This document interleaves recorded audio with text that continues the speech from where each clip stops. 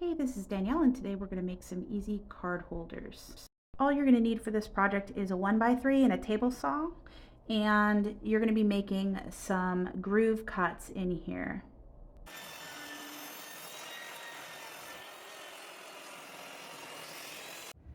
Okay, so we did 1 inch and 1 inch from either side for the middle ones, and you can see it doesn't cut through the back, which is important. Okay, so I know I want these measured to 8 inches or thereabouts. It's probably not a big deal if they're different sizes, but I chose to do 8 inches and I'm feeling particular today. So I put a piece of tape so I could see where the 8 inches is. I'm gonna go ahead and cut a bunch of these. I've already done 4. Yeah.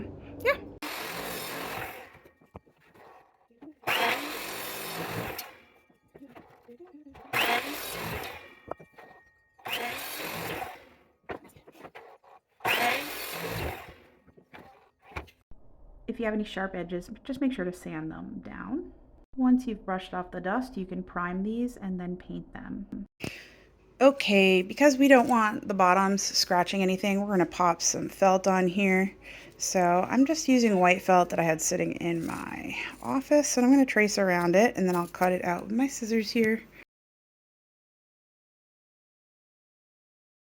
Got my glue gun now. I'm just going to go pop some glue on here. I am using the Ryobi glue gun. If you have Ryobi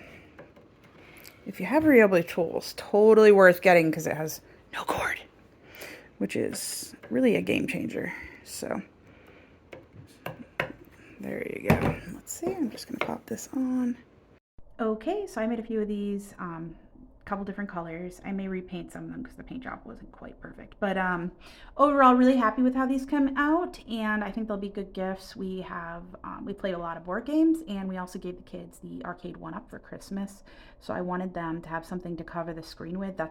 Arcade 1-up is like an electronic board game system where you can play board games on a screen, and you just need to cover your area where your cards are sometimes. So anyways, thanks so much for watching. Make sure to check out my other crafts on DIYDanielle.com and some of my home renovation projects and other DIYs.